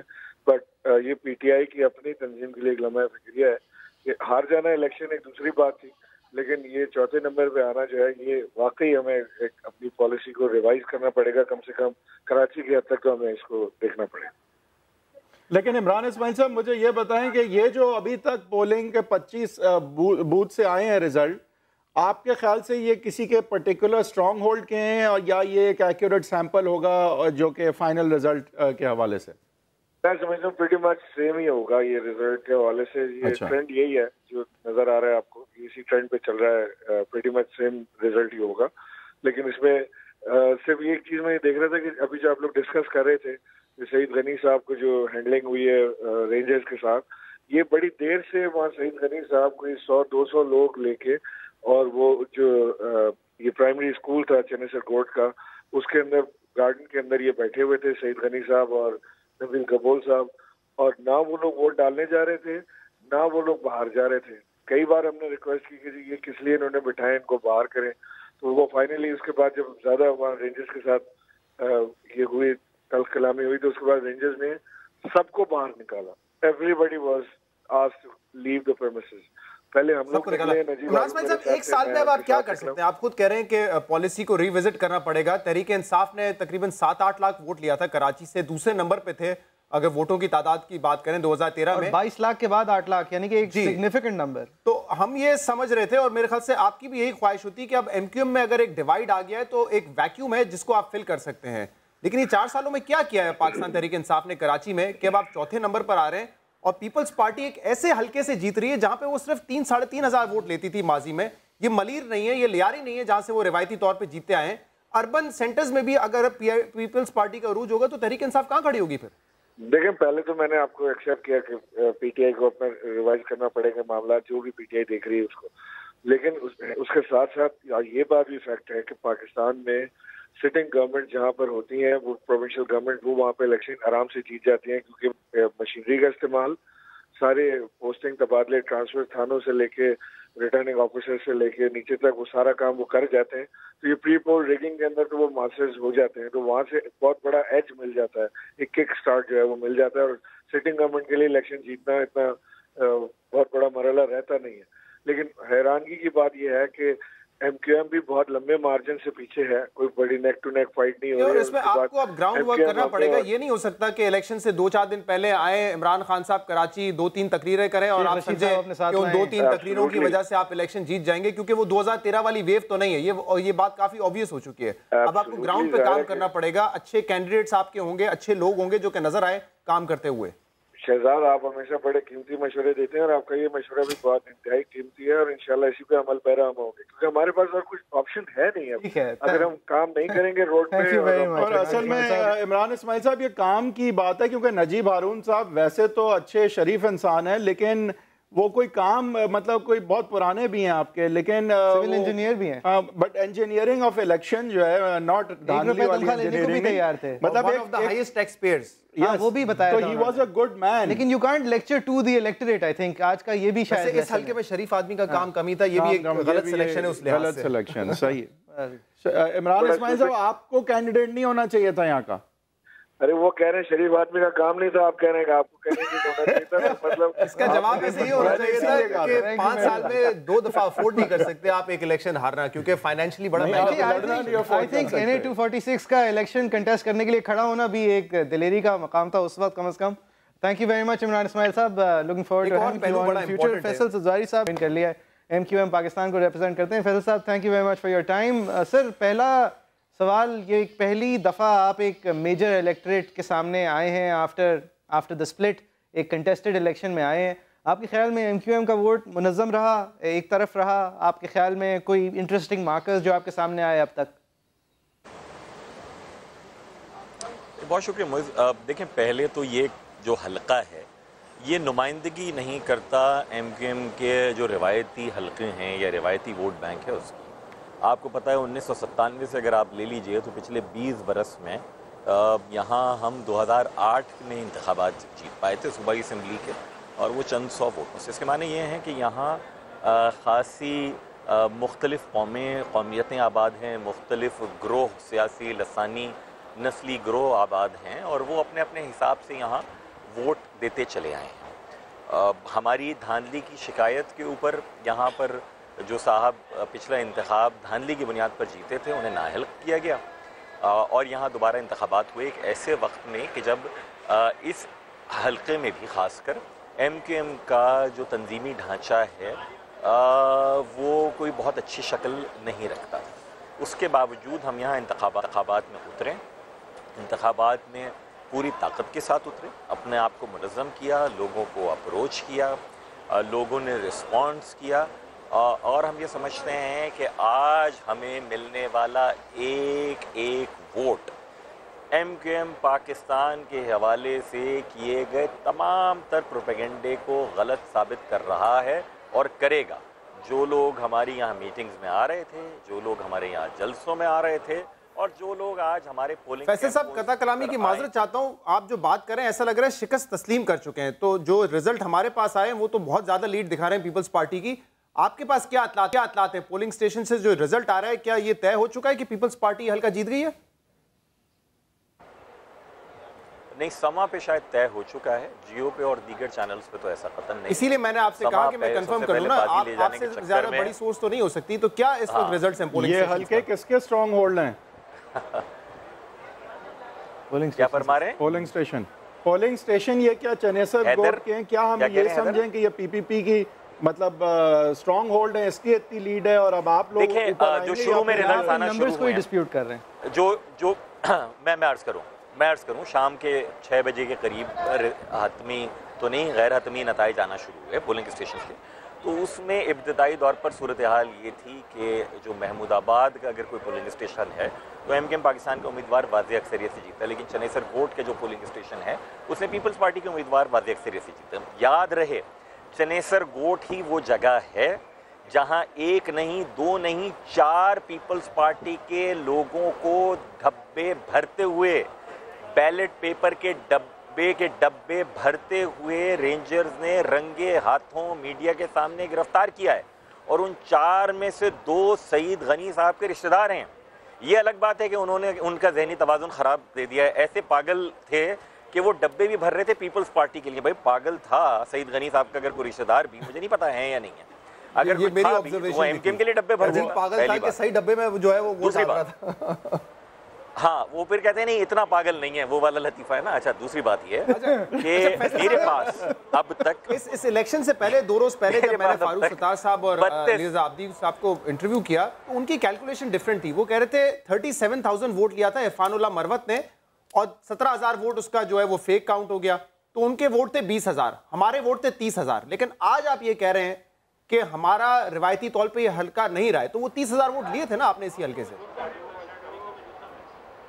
जी मैं अर्ज करूं मेरे भाई, आम इंतखाबात की डायनामिक्स को अगर आप किसी ज़िमनी इंतखाब से कि जो इंतखाब आने वाले आम इंतखाबात से महज चंद माह पहले हो रहा हो, अगर आप उसके साथ इक्वेट करेंगे तो बड़ी ज़्यादती करेंगे। पहली बात, बाई इलेक्शन में क्योंकि टर्न आउट ही लो होता है। जब टर्न आउट लो होता है और आज रहा भी है टर्न आउट लो, जो हमारे सामने फिगर्स आ रही हैं, तो उसके माने ये हैं कि सबका ही वोट बैंक कम होगा। पीपल्स पार्टी ने कोई तीर नहीं मारा, 9 साल में सूबे को तबाह किया है। पीपल्स पार्टी 3800 वोट यहाँ ले पाई थी, लेकिन उसके बावजूद पैसे का जो बेदरीग इस्तेमाल किया गया, सीधा सादा इलेक्शन का रेफरेंस है सईद गनी साहब के खिलाफ, जो इस हल्के में उन्होंने पैसा खर्च किया। मैं आ जाऊँ नंबर्स के ऊपर। मेरे पास जो नंबर्स हैं, मेरे पास हैं 32 पोलिंग स्टेशंस के गैर हतमी नताइज। इनमें चनेसर गोट वाली यूसी के 5 में से 3 पोलिंग स्टेशंस जो हैं वो मेरे पास हैं मौजूद। जो वार्ड है, पतंग है 8,280, तीर है 5,609, शेर है 2,161, बल्ला है 1,565 और मीज़ान है 111। ये हैं 32 पोलिंग स्टेशंस के नताइज। अच्छा, इन 8,000 एमकेएम के और तकरीबन 5,000 से ऊपर आप बता रहे हैं, यानी आप कह रहे हैं हमारे नंबर्स जो हैं वो तकरीबन डिपेंड करता है। मोइस के रिपोर्टर ने पहले कहाँ के नंबर्स दिए हैं, शायद ये हो सकता है कि ज्यादा चनेसर गोट के आ रहे हैं रिजल्ट, लेकिन इसीलिए मैंने इनसे पूछा आपके पास क्या रिजल्ट आ रहा है। ये जो तजाद है, ये तजाद ठीक है फैसल साहब, हम कंटेस्ट नहीं कर रहे, आपके नंबर्स और हमारे नंबर्स के बीच में कोई हार्मनी नहीं है। लेकिन इस वक्त हमारे पास जो नंबर्स हैं वो अलग जगह, ठीक है, हमारे पास जो नंबर्स हैं, नहीं अलग जगह के भी इस तरह का ट्रेंड सामने आना है इज क्वाइट सरप्राइजिंग। हमारे पास 16,626 वोट काउंटेड हैं, जिनमें से 60% के करीब वोट पीपल्स पार्टी को गया है, उसमें से 18% के करीब वोट एमक्यूएम को गया है और 12% के करीब वोट पीटीआई को गया है। हमारे पास जो नंबर्स हैं, ये जो नंबर सामने आ रहे हैं, 2,400 कहना, 9,800 कहना से ज़्यादा आसान के मुताबिक फिर हमने चनेसर गोट के 8 पोलिंग बूथ के ले लिए शायद 5 नहीं, लेकिन हमारे ये मेरे ख्याल से एक ईजियर कॉन्वर्जेशन बन जाती है कि जब आप कह रहे हैं हर 10 में से 6 वोट पीपल्स पार्टी को पड़े हैं आज। वैसे सजारी साहब के मुताबिक ये नंबर्स गलत हैं। ऐसा लग रहा है कि लाड़काना का नतीजा बताया जा रहा है, बावजूद इसके काफी स्ट्रांगली तरफ जा सकते हैं। ये हैं। आपको डिस्कस करना पड़ेगा, आपको ये डिस्कस करना पड़ेगा और करना चाहिए। 2 चीजें, पीपल्स पार्टी की इस सूबे में, इस शहर में ऐसी क्या कारकर्दगी 2013 से लेकर अब तक रही है कि पिछले 25 साल में वो इस इलाके में परफॉर्म नहीं कर पाए, अब कैसे कर रहे हैं? नंबर 1 कारकर्दगी है ना, और ऐसा नहीं है सईद गनी साहब वगैरह पहले कारकर्दगी है, इसका बेनिफिट शायद उनको मिल रहा हो। वो मेरे भाई एमक्यूएम नहीं, प्रॉमिसेस है सर, इनकम्बेंसी है। शहजाद 97 में सुन तो लीजिए, 97 में अगर एमक्यूएम हारी थी यहाँ पे इलेक्शन, पीपल्स पार्टी नहीं जीती थी, फिर भी मुस्लिम लीग जीती थी। 2002 में एमक्यूएम हारी थी यहाँ पर इलेक्शन, लेकिन पीपल्स पार्टी नहीं जीती थी। तो अगर आपका मैं ये आर्गुमेंट मान लूं कि जनाब अगर एमक्यूएम का वोट डिवाइडेड है तो पीपल्स पार्टी ले रहा है, एमक्यूएम का वोट डिवाइड होने का भाई फायदा फिर मुस्लिम लीग या फंक्शनल या पीटीआई की हिमायत इरफानुल्लाह मरवत कर रहे थे, सर शायद कैंडिडेट होना चाहिए। यही मैं आपसे कह रहा हूं। दूसरी बात होम विकेट एमक्यूएम का रवायती वोटर पीपीपी को वोट देगा, चारों के चारों रवायती वोटर अब कौन है? मतलब दैट्स आल्सो नहीं देगा ना, चारों के चारों जो लोग गिरफ्तार हुए हैं वो पीपल्स पार्टी के लोग हैं। फैसल साहब, आपका जो रवैया थोड़ा सा आपका जो एक आपके इमोशंस जो नज़र आ रहे हैं, मैं गलत परसीव कर रहा हूँ। तो अगर 32 पोलिंग स्टेशन का आपको ये नतीजा पता है तो फिर तो आपका कॉन्फिडेंस अलग होना चाहिए और इन सारी चीज़ों की ज़रूरत ही नहीं, ये जो एक्सप्लेनेशंस हैं, या फिर तो आप जीत रहे हैं। मेरे ख्याल में आप कैमरे से मुझे हैदर अच्छी तरीके से देख नहीं पा रहे बखुदा, otherwise I am smiling, I am very much confident अल्हम्दुलिल्लाह के बावजूद इसके कि जहां जश्न मनाएं और डालें कुछ नजर आए। 32 का आपके पास नतीजा है और आप आगे हैं। बादल देखकर घड़े फोड़ने की जो है ना हमारी आदत नहीं है, वो कासी नहीं हो रही उस चीज की। बादल देखकर घड़े फोड़ने की हमारी आदत नहीं है, नताइज आ जाएं। ये जो मैंने आपको 32 पोलिंग स्टेशन के नताइज बताए हैं, इनके फॉर्म 14 की सर्टिफाइड कॉपीज हमारे पास हैं। हमारे उम्मीदवार इस वक्त रिटर्निंग ऑफिसर को अप्रोच कर रहे हैं। तमाम के तमाम 90 से ज़्यादा पोलिंग स्टेशन की जो सर्टिफाइड रिजल्ट्स हैं उनके हुसूल के लिए हैं। मैं सिर्फ ये कहना चाहूँगा कि हमारा कंसर्न सिर्फ और सिर्फ एक है, सूबाई हुकूमत, पुलिस की मशीनरी, सरकारी मशीनरी के साथ अगर कराची शहर में दिन दहाड़े रेंजर्स की मौजूदगी में धांधली कर रही है तो ये सोचिए 2018 में ये सांगड़ में और लड़काना में क्या करेंगे। इलेक्शन में चारों के चारों एक दूसरा इल्जाम ये जो सेनेटर सईद गनी साहब ने लगाया है रेंजर्स पे, वो कह रहे हैं रेंजर्स आज जो है वो जानिबदार नजर आई है और इशारा उन्होंने यही किया है कि वो पीपल्स पार्टी के खिलाफ है और दूसरी पार्टीज को एक तरीके से सपोर्ट कर रही है। इस पर क्या कमेंट करेंगे आप? मेरे ख्याल में ये बात तो रेंजर्स इसका जवाब दे सकती है और मेरे ख्याल में दिया भी है डीजी रेंजर्स ने आपके चैनल पर ही, हमारे चैनल पे जो मैंने टिकट्स देखे थे। दूसरी बात ये कि भाई वो तो मीडिया, दूसरी बात ये कि मीडिया ने तो दिखाया है ना कि उनके लोगों को पकड़ा गया है।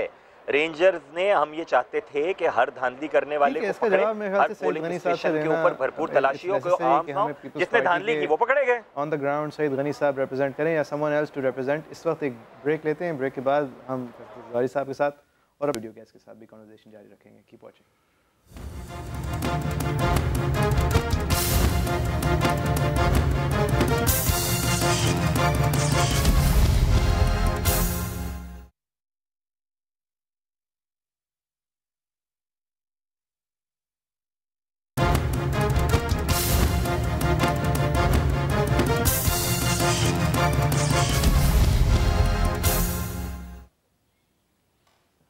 Welcome back. आप देख रहे हैं स्पेशल इलेक्शन ट्रांसमिशन। हमारे साथ हैं फैसल सजवारी साहब। हमारी कोशिश है कि पीपल्स पार्टी के भी आज के कैंडिडेट या उनकी पार्टी की टीम के अंदर से दीगर रिप्रेजेंटेशन भी हमारे साथ हो।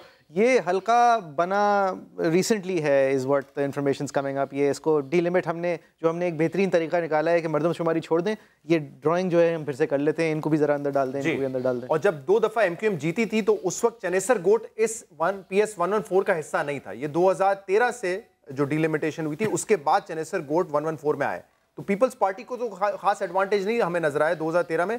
बट एमक्यूएम के लिए ऑब्वियसली वो इतना अच्छा नहीं है, क्योंकि एमक्यूएम अगर विदाउट चनेसर गोट ये इलेक्शन लड़ती है PS 114 का, तो उनको एक एडवांटेज वाली पोजीशन होती है जो कि इस इलेक्शन में नहीं होती। मेरे ख्याल से विदाउट हैदर साहब इस पे कमेंट और फिर हम फैसल साहब के पास भी जाएंगे। एनालिस्ट के मुताबिक ये दुनिया का दूसरा सबसे तेज़ी से बढ़ने वाला शहर रहा है पिछले 15 साल में, डेफिनेटली आफ्टर September 11 के अटैक्स। उसके बावजूद एक दफ़ा भी आपने लोगों को गिनने की अगर जहमत नहीं की, आपको ये नहीं पता कितने लाख लोग हैं या कितने मिलियंस हो चुके हैं, तो आप ये इलेक्शंस करके आप एक एक्यूरेट रिप्रेजेंटेशन किस तरह होप कर सकते हैं? बजट का जब हमने शो किया था तो हमने यही कहा था कि गिने बगैर कि आपके बच्चे कितने और फर्द कितने घर में, अगर आप घर का बजट क्या बना सकते हैं। नहीं, आई एग्री। तो ये तो एक मजाका खेज बात है, जमहूरियत की नफ़ी है अगर आपने सेंसस ही नहीं प्रॉपर्ली, अब तो हो रहा है तो let you know, but Karachi जैसे शहर में जहाँ पे सिर्फ बर्थ रेट पे आप पॉपुलेशन नहीं काउंट कर सकते हैं, माइग्रेशन यहाँ बहुत होती है। बिल्कुल, इसीलिए ये दुनिया का दूसरा सबसे तेज ग्रोइंग शहर है। और वन मैन वन वोट, एक आदमी उसका वोट और मेरा वोट बराबर हो। मेरे हलके के अंदर से अगर रिप्रेजेंटेटिव रजिस्टर्ड वोटर्स एक्चुअली उसके हलके में से 10 गुना ज़्यादा हो गए हों, इसका हमें पता ही ना हो क्योंकि हमने पाकिस्तानी गिनने की जहमत नहीं की 2 दहाइयों से। तो फैसल ज़वारी साहब, आपके लिए ये काम भी किया है कुछ कंस्टिट्यूंसीज़ में। मेरे ख्याल में आपकी सीटें भी बहुत ज़्यादा बढ़ जाएंगी, उन सीट्स की वैल्यू भी ज़रा कम हो जाएगी अगर वही नंबर्स आप लाए जो आप पहले लाते रहे हैं। आप लोगों का लेकिन इंटरेस्ट रहा है in delimitation and a fresh census. आपने बहुत उम्दा बात की है जो आपने वन मैन वन वोट का जो यूनिवर्सल रूल है उसको डिफाइन करना। हमारा शहरी सिंध का सबसे बड़ा अलमिया ये रहा है, मैं 1998 की सेंसस ही आखिरी रिकॉर्डेड मरदमशुमारी है उसका जिक्र करूँगा कि उस वक्त कराची की आबादी को 98 लाख गिना गया, जबकि हमारी आबादी कम से कम 1 करोड़ 30 लाख थी। हम पे जुल्म ये किया गया कि 20 लाख कह दिया गया एलियंस हैं। भाई एलियंस खाते तो हैं ना, सड़कें तो इस्तेमाल करते हैं, पानी तो पीते हैं यहाँ पर, उनके लिए रिसोर्सेज नहीं दी गई। न सिर्फ ये कि हमें कम गिना गया, बल्कि आज की सूरत हाल ये है कि मैं जिस हल्के से रुकन सूबाई असम्बली हूँ वहाँ 4.5 से 5 लाख वोटर बसते हैं, वोटर। और निसार खोड़ो साहब जिस हल्के में वहाँ 50-55 हज़ार वोटर हैं। यानी शहरी सिंध को गिना कम जाता है और नशिस्तें उससे भी कम दी जाती हैं। देही सिंध आबादी कम, गिना ज़्यादा भी अगर जाता है या चले फेयर भी गिन लिया गया, नशिस्तें इतनी दी जाती हैं कि वो पैरिटी और मसावात रहती नहीं है। मेरे सूबे में ये इसलिए ज़्यादा अहम है कि यहाँ एक देही और शहरी का कोटा है भाई। जो देही सिंध की कम आबादी में ज़्यादा नशिस्तों की बुनियाद पे जमात जीतती है, वो शहरी सिंध की ज़्यादा आबादी को कम नशिस्तों पर जीतने वाली जमात और इस शहरी सिंध को उनके वो हुकूक नहीं देती। तो कराची के मेयर को अपनी सड़क के लिए भी जाम खान शोरो साहब जो कि हैदराबाद कासमाबाद से मुंतखब हुए हैं, उनसे इस्तदा करनी पड़ती है और उनकी रेलेवेंस इतनी है कि वो फैसल साहब। लेकिन मुझे ये भी बताते चलें कि कल कामरान तसौरी साहब हमारे शो पे थे सईद गनी साहब के साथ और नजीब हारून साहब के साथ, और कामरान तसौरी साहब का जो है वो ये सॉर्ट ऑफ कहना था कि ये कोई अल्ताफ़ हुसैन साहब का भी कोई फैक्टर नहीं होगा और आपका वोटर जो है वो पूरी तरह टर्नआउट भी पूरी तरह होगा। पीपल्स पार्टी ने सर ये 3,000 से अभी ऑलरेडी अगर वो 8-9-10 हज़ार पे हैं, ये सफ़र पूरा किस तरह किया? क्या ये एक अपॉर्चुनिस्टिक इलेक्शन था, आइडियोलॉजिकल नहीं था, रवायती वोटर का नहीं था? हुकूमत वक्त जो है वो अमूमन बाई इलेक्शन में बेहतर करती है, क्या ये प्रैक्टिकल कंसिडरेशंस पे वोट पड़ा है? क्या फैक्टर है कि पीपल्स पार्टी जो है वो इतनी आगे नज़र आ रही है? मेरे ख्याल में एक तो उम्मीदवार ने पैसा बहुत खर्च किया है। अगर आप देखें यहाँ बाज़ ऐसे तबका है ज़िंदगी भी रहते हैं कि जिनके लिए शायद छोटी छोटी जो सड़क से लेकर पार्क तो खैर क्या ही बनाएंगे, जो काम हैं वो बहुत अहमियत रखते हैं, पहली बात। और इनकम्बेंट गवर्नमेंट जो मौजूद है उसका एडवांटेज होता है। यही वजह है कि पीपल्स पार्टी ने काफ़ी लीप लिए था 2015 के बल्दियाती इंतखाबात में। इस हल्के की 6 यूसीज़ में पीपल्स पार्टी को मिला के कोई 15-16 हज़ार मेरे ख्याल में वोट पड़े थे, कहाँ 3,000 कुछ थे और कहाँ 15-16 हज़ार थे। तो वो एक चीज़ है कि लोगों की शायद ये भी कुछ कंसंट्रेशन रही हो। पैसे का इस्तेमाल की बहुत संजीदा इतलात हैं बाज़ इलाकों में। मैं उन इलाकों के नाम नहीं लेना चाहूँगा क्योंकि वहाँ के जिन मकीनों ने पैसे नहीं लिया ये ना हो कि वो खफा हो जाएं कि हमारा क्यों नाम आया है, पहली बात। दूसरी बात ये कि देखिए अगर 30,000 के करीब MQM के उम्मीदवार ने आम इंतखाबात में वोट लिए थे एक ऐसे हल्के में कि जहां हमारा तंजीमी स्ट्रक्चर निस्बतन कमज़ोर है, ख़ासकर 23 अगस्त के बाद हम उसको अब बनाना शुरू कर रहे थे, एक ऐसे हल्के में जहां 6 यूनियन काउंसिल्स में से 3 MQM ने जीती हुई हैं और 3 नहीं जीती हैं, वहाँ अगर हम फेयरली बाई इलेक्शन के इस टर्नआउट में कि जहाँ 40-45% टर्नआउट नहीं है, अब 20-22-25% बमुश्किल टर्नआउट होगा, उसमें अगर हम 15 से 18-20 हज़ार वोट के ऊपर चले जाते हैं तो मैं समझता हूँ कि हमारी बहुत बड़ी कामयाबी है। जो ये समझता है कि किसी का फैक्टर यहाँ पर प्रीवेल कर रहा है, मैंने कहा सामने आने वाला है, मैं इस पर अभी से कमेंट ले लेता हूँ। वो कहते हैं कि 4 बड़े लीडर, वो कहेंगे ये 4 बड़े लीडर जिसमें इमरान खान हो गए, फारूक सत्तार हो गए, सिराजुल हक हो गए और बिलावल भुट्टो हो गए, वो सब आए इस हल्के में कैंपेन करने के लिए और 20-22 या 25% टर्नआउट जो है वो सामने आया। तो मेजॉरिटी अवाम ने 75% अवाम ने इलेक्शन को ही रिजेक्ट कर दिया और माजी में मुस्तफ़ा कमाल साहब उनको अपनी जीत कहते रहे कि जब से हम आए आप देखें बाई इलेक्शंस में टर्नआउट कितना कम हो जाता है। बाई इलेक्शन टर्नआउट ज़्यादा है बाई इलेक्शन के लिए तो ज़्यादा है, ज़्यादा है। 4 लोगों ने कैंपेन की है ना। अगर हाँ एग्जैक्टली अगर इसी कैलकुलेशन पर जाएं कि उनकी इतने लोगों की कॉल पे अगर 25% टर्नआउट रहा है तो मुस्तफ़ा कमाल साहब की कॉल के ऊपर भी 1 मिलियन कितने जीरो वाला बना था, तो वो भी लोगों के सामने है। तो मेरे ख्याल में इससे लोग ये कह देंगे कि कितने लोगों नहीं, और रिवायती तौर पे बाई इलेक्शन के अंदर वो तो इलेक्शन लड़ नहीं रहे हैं, उनकी बात में नेशनल लीडर भी नहीं आता ना एक सूबाई असेंबली के लिए, तो सिंगल डिजिट में टर्नआउट होती है। ये बहुत ज्यादा टर्नआउट है फॉर बाई इलेक्शन। हमारी जनरल इलेक्शन की टर्नआउट 40% थी। डॉक्टर फारूक सब निकलते भी तो नहीं है ना। जब 40% आम इंतखाब में 40% टर्नआउट हो तो 25% अगर है तो बहुत है, अनयूजुअल है। मेरे ख्याल से उन्हीं आपने एक 32 पोलिंग स्टेशन की बात की थी। 33वां नंबर खुला है सर, जो हमारे नंबर से करीब आया, या आप अपने नंबर्स दे दें तो। क्योंकि हमारे नंबर्स कुछ और हैं इस वक्त, आपके कुछ और हैं सर। ये आपको आपके बाजी ले जाने की कोशिश को तो मैं मुकाबला नहीं कर सकता। नहीं, I am just trying to read my text, लेकिन नहीं अभी नहीं आया। मैंने टेक्स्ट की बुनियाद के ऊपर नहीं, जो सफात मैंने नंबर्स क्या थे जरा बता दें, हम एक फिर हम एक एवरेज निकालते हैं जिसमें 3 चनेसर गोट के हैं बकौल उनके, और बाकी सारे जी साहब।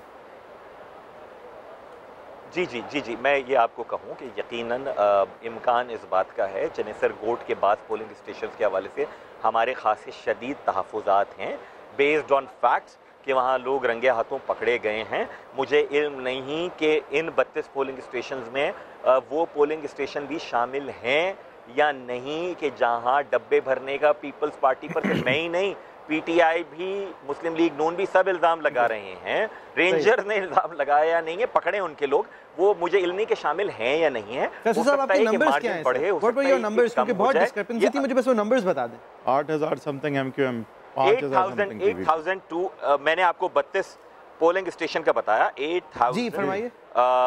200 and just hold on for second, 8280 हमें इन 32 पोलिंग स्टेशन का हमारे पास नतीजा आया था। एमक्यूएम को आया। पीपीपी कितने हैं आपके ख्याल से? 5609।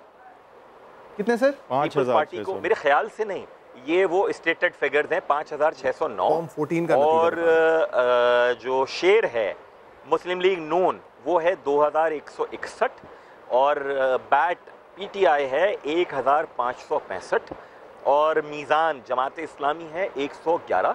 ये 32 का है। 60 से ज़्यादा पोलिंग स्टेशन सर वो जमानत जब्त होने की क्या परसेंटेज होती है? 12%। अगर यही क्या फरमा रहे हैं? जमानत जब्त जब होती है जब 12% ऑफ द पोल्ड वोट आपको ना मिला हो। 5 टोटल कास्ट नहीं, टोटल पोल्ड जो वोट्स होते हैं उनका 5% से कम अगर आप लेते हैं। अच्छा ये तो बताएं सर, ये जो 32 आपके पोलिंग स्टेशन का आप बता रहे हैं इसमें महमूदाबाद और एमक्यूएम के स्ट्रॉन्ग होल्ड वाले कितने हैं? ये 32 में से मेरे ख्याल में इसमें एमक्यूएम के होल्ड वाले अच्छे इलाके हैं। माइंड यू कि हमने चनेसर गोट के भी जो पोलिंग स्टेशन, अगर पीपल्स पार्टी ने कहीं से 400 कुछ वोट लिए हैं तो एमक्यूएम ने फिर भी 155 वोट लिए हैं वहाँ से, जो कि माजी में नहीं था। तो इंटरेस्टिंग है जो कि टर्न आउट है, इंटरेस्टिंग है लोगों का जो पैटर्न है। और मैं आज उस यूसी में था जहां आधे से ज़्यादा यूसी में एमक्यूएम के पोलिंग कैंप ही नहीं लगते थे, आधे से ज़्यादा यूसी में एमक्यूएम के पोलिंग एजेंट ही नहीं बैठते थे। आज इस हल्के के तमाम पोलिंग स्टेशन पे हमारे अल्हम्दुलिल्लाह पोलिंग एजेंट्स बैठे, पोलिंग कैंप्स लगे हैं। हम उन आबादियों में आज थे। अच्छा ये पीटीआई की परफॉर्मेंस को कैसे देखते हैं फैसल साहब, जबकि इरफानुल्लाह मरवत साहब की सपोर्ट उन्हें हासिल थी? मेरे ख्याल में पीटीआई ने जो एक इमरान खान साहब नारा लगाते हैं धांधली का, कि धांधली के हटकर इलेक्शन लड़ना चाहिए, जब उनकी पार्टी के अंदर इलेक्शन होता है तो उसमें भरपूर धांधली होती है। आजम सवाती मुराद सईद पे, मुराद सईद आजम सवाती पर इल्ज़ाम लगा रहे होते हैं। और इस हलके में एक ऐसे साहब थे जिन्हें high court, election commission, high court, supreme court सब ने करार दिया कि इन्होंने धांधली की है। पीटीआई ने उनके साथ इत्तेहाद कर लिया, तो कहाँ रह गई आपकी धांधली की? नंबर 1। दूसरा, इन्होंने अहले सुन्नत वल जमात और एक्सट्रीमिस्ट एलिमेंट्स, इनसे भी इत्तेहाद किया पीटीआई ने। लेकिन मैं ये समझता हूँ कि पर वोट जो कॉस्ट पड़ी है पीटीआई को, वो बहुत ज़्यादा है। इनके कैंडिडेट ने बहुत ठीक ठाक पैसे खर्च किए, वो कर भी सकते हैं माशाल्लाह से, अच्छे आदमी हैं, लेकिन वो उनकी कॉस्ट बहुत ठीक ठाक गई है जितने उनका वोट अभी तक आ रहा है। एमक्यूएम ने ये इलेक्शन अकेले लड़ा है। अगर आप देखें पीपल्स पार्टी को भी बड़े अननेचुरल जो अलाइज थे उनकी सपोर्ट थी, जेयूपी, अकेले ही लड़ती है, एएनपी, इस तमाम लोगों ने जो है सपोर्ट किया है। एमक्यूएम और एमक्यूएम के पोलिंग एजेंट्स इलेक्शन लड़ते हैं, इस दफा सिर्फ एमक्यूएम ने लड़ा। ये सवाल बड़ा अहम है, अगर फैसल सफदारी साहब से पूछ लूं। नहीं, बट एक शहजाद फर्क है यहाँ के कामरान तेसौरी साहब जो हैं उन्होंने खुद बजाते खुद इसमें बहुत ज़्यादा इंटरेस्ट और ख़र्चा किया, जो कि एमक्यूएम की रवायत जनरली नहीं है कि कैंडिडेट खुद इतना ज़्यादा कोशिश करें। फैसल साहब इसका भी जवाब देते हैं। और दूसरा ये बताइए कि अब जो नई तंजीम साजी हो रही है, कितना फ़र्क पड़ा है? जो एक इलेक्शन मशीनरी होती थी एमक्यूएम की, कि बड़ा तरीका आता है उनको लोगों को मोबिलाइज करना, लोगों को पोलिंग स्टेशंस लेकर जाना, कितना फ़र्क पड़ा है इस स्ट्रेंथ में आपकी? शहजाद, पहली बात तो मैं खर्चे की बता दूं। देखें, इलेक्शन में अखराजात तो होते हैं ना, वो होता ही है हमारे यहाँ कि जमात अखराजात लगाती है। जमात के रिसोर्सेज ना होने के बराबर हैं ही नहीं इस वक्त। तो यकीनन खुशकिस्मती से हमारे उम्मीदवार ने भी कुछ अखराजात बेयर किए हैं और कुछ पार्टी ने किए हैं। इस तरीके से हमने किया है, पहली बात तो हमें एक एडवांटेज ये हो गया। दूसरी बात, जहाँ तक तंजीमी स्ट्रक्चर की है तो उसमें हमें टाइम लग रहा है, क्योंकि देखिए हमें बहुत सारे जो अपनी एग्जिस्टेंशियल इशूज़ हैं वो मौजूद हैं। 22 अगस्त से पहले अलग सूरत हाल थी, 23 अगस्त के बाद मुख्तलिफ है। यहाँ बहुत सारे लोग हैं जो समझते हैं कि हम गलत काम कर रहे हैं, जो लंदन की तरफ जिनका क़िबला है, जो हमें गद्दार करार दे के हमें जान से मारने की भी धमकी दे रहे हैं, और इलेक्शन के बॉयकॉट का भी जिन्होंने, क्योंकि अब बहुत सारे लोग ये भी कहेंगे ना आपसे कि 2013 तक आप लोग इस पोजीशन में थे कि खुलकर धांधली कर सकते थे, इसलिए वोट ज़्यादा पड़ता था। अब आप उस पोजीशन में नहीं है तो वोट उतना पड़ेगा नहीं आपको। ये भी तो एक आर्गूमेंट का सामना करना पड़ेगा आपको। मैं तो शहजाद इस आर्ग्यूमेंट के डिफेंस में जाऊंगा नहीं। We will be very happy Karachi में और पाकिस्तान भर में फेयर इलेक्शन करवाएं। आप बायोमेट्रिक सिस्टम से कराएं, आप कैमरास लगाएं। Believe you me, election rugby का मैच होता है, सॉकर का मैच होता है पाकिस्तान भर में, जहां जिसका बस चलता है वो इधर उधर लोगों को टंगड़ियां देकर गिराता है। और ये इन चीज़ों को इन दी एज ऑफ बिग डेटा और फेयर इलेक्शन करवाएं आप। आसानी से अबूर किया जा सकता है। शनाख्ती कार्ड, स्मार्ट शनाख्ती कार्ड है, स्मार्ट शनाख्ती कार्ड सब लोगों के लिए अवेल किए जाएं अगले साल के अंदर, उनके बेसिस पे वोट हो, बायोमेट्रिक भी ना हो, उस शनाख्ती कार्ड की चिप एंड पिन के बेसिस पे हो। दीज आर थिंग्स जो कि अफ्रीका के अंदर नाइजीरिया, इस तरह के मुल्कों ने कर चुके हैं। नियत हो तो वर्ल्ड बैंक से एड लेके ये सारा जो हमारे दो ग्रेट मिथ्स हैं कि ज़मीन मेरी है या नहीं है, वो आप लट्ठा मंगाओ और उसके ऊपर देखो किसकी है, और दूसरा मिथ ये कि मैं असली में वोट दे रहा हूँ या नहीं, ये दोनों बहुत सारे मुल्कों ने, हमसे ज़्यादा गरीब मुल्कों ने तोड़ चुके हैं। वो ये मिथ्स दुनिया की सपोर्ट के साथ तोड़ चुके हैं, हम उनकी सपोर्ट के बगैर तोड़ सकते हैं अगर नियत हो, जिस तरह आप लोगों ने कहा। I think thank you very much Faisal Safdari sahab और बाकी दीगर मेहमानों का जिन्होंने हमें ज्वाइन किया। हम इस कवरेज की आखिरी में उस हवाले से बात करेंगे जो शायद एक आम इंतखाब ट्रिगर कर सकता है, जिसका पहला मूव कल हम देखेंगे। JIT की रिपोर्ट जो है वो सुप्रीम कोर्ट के अंदर सबमिट होगी। एक तवील सिलसिला जिसके अंदर एक मुल्क का नाम हमारे मुल्क के बाद सेकंड मोस्ट पॉपुलर अमेरिका और इंडिया से हटा के हम सब जानते हैं पनामा, और वहाँ पे लीक्स के हवाले से हमने जो कन्वर्सेशंस की हैं उसके अंदर एक काफ़ी अहम मोड़ कल आ रहा है। एक इन्वेस्टिगेशन टीम की रिपोर्ट जो है सबमिट हो रही है, जिसके बाद anything can happen. Prime minister might have to go to an election, an early election.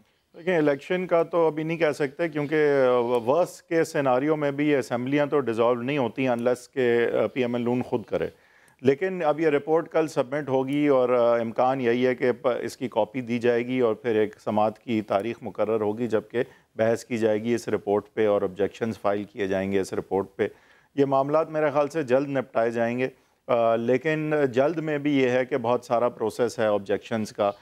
PML Noon already अपने तहफ़्फ़ुज़ात का इजहार कर चुकी है। अभी रिपोर्ट हालांकि ऑफिशियली तो एटलीस्ट उन्होंने या किसी ने नहीं देखी है।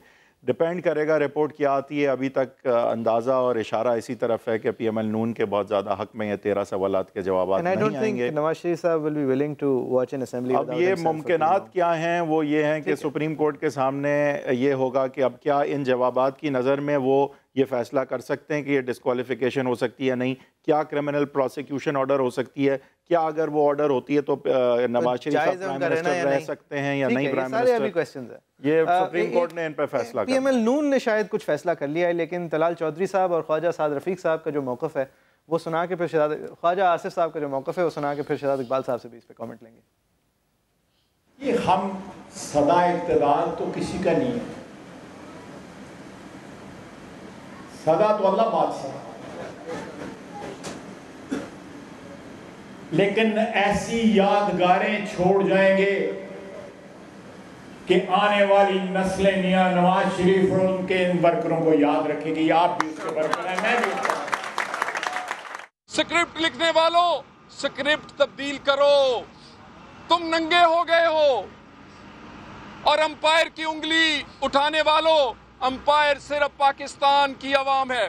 किसी ने अंपायर बनने की कोशिश की या उंगली उठाने की कोशिश की तो ये उंगली पाकिस्तान के खिलाफ उठेगी। ये कमेंट्स थी। एक सिंपल सा सवाल है कि आपके पास ये जो अरबों खरबों रुपए हैं वो कहाँ से आए हैं, उनकी शुरुआत कहाँ से हुई है, आपके साहबजादे जो हैं वो इतने अमीर किस तरह हैं, उनका ज़रिया माश क्या है।